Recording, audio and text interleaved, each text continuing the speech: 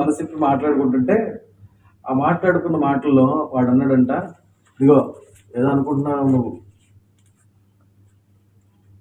నీకంటే ముందు ఎలాంటి వాళ్ళు ఇచ్చారు తెలుసా, ఏదో మా వాళ్ళు చెప్పారని చెప్పి నీ గురించి నేను చేసుకున్నా, లేకపోతే అసలు నిన్ను చేసుకోవాల్సిన కాదు నేను అన్నాడంట.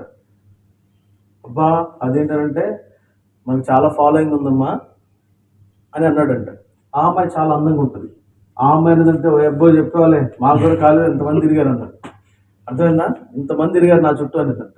ఆ ఒక్క మాట అన్నంత వెంటనే ఆ రోజు నుంచి అనుమానించడం మొదలు పెట్టాడు. అమ్మ నాయన ఇంతమంది ఉన్నారా, దీని వెనకాల ఇంతమంది తిరిగారా. ఆ రోజు నుంచి బయట కిరాణా షాప్కి వెళ్ళినా, ఎక్కడికి వెళ్ళి వస్తున్నావు, అమ్మగారి ఇంటికి వెళ్ళి లేట్ వచ్చినా, ఇంత లేట్ ఏంటి, వెళ్ళి ఒకరోజు ఎక్స్ట్రా ఉండాల్సి వచ్చినా, ఒకరోజు ఉండాల్సిన అవసరం ఏంటి, ఈ అనుమానం రోగంతో తట్టుకోలేక ఆ అమ్మాయి పురుగుల మందు తాగేస్తుంది. ఈ ప్రపంచంలో హెచ్ఐవి ఉన్నోడితేనే కాపురం చేయగలరు ఆడోళ్ళు, రెండవది క్యాన్సర్ ఉన్నోడితేనే కాపురం చేయగలరు ఆడోళ్ళు, ఒక మెంటల్ ఓడితేనే కాపురం చేయగలరు, కానీ ఇద్దరితో మాత్రం కాపురం చేయలేరు. ఒకటి అనుమానస్తుడితో, రెండు తాగుబోతుతో. అర్థమవుతుందా?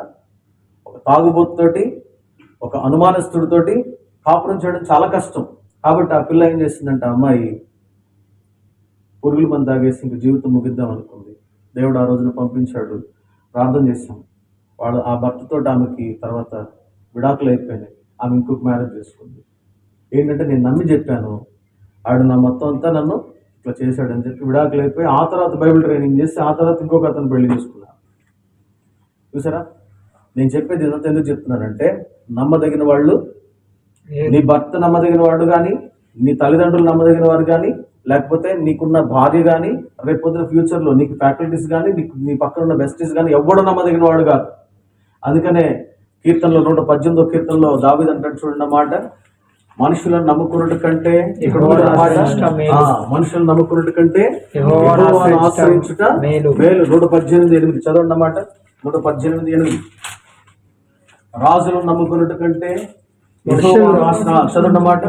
118:8 మనుషులను నమ్ముకున్నట్టు కంటే యెహోవాను ఆశ్రయించుట మేలు. యెహోవాను ఆశ్రయించుట మేలు. రాజులను నమ్ముట కంటే యెహోవాను ఆశ్రయించుట మేలు. ఈ భూమి మీద ఏ ఒక్కడు నమ్మదగిన వాడు కాడు. కాబట్టి నేను చెప్పే విషయం ఏంటంటే, ఎవరిని నమ్మొద్దు. అర్థమైందా? ఎవరిని నమ్మొద్దు. నువ్వు నీ మనసు విప్పి చెప్పేటువంటి వ్యక్తి నీకు ఎవరైనా ఒకళ్ళు ఉన్నారంటే నీ బెస్ట్ ఫ్రెండ్ దేవుడై ఉండాలి.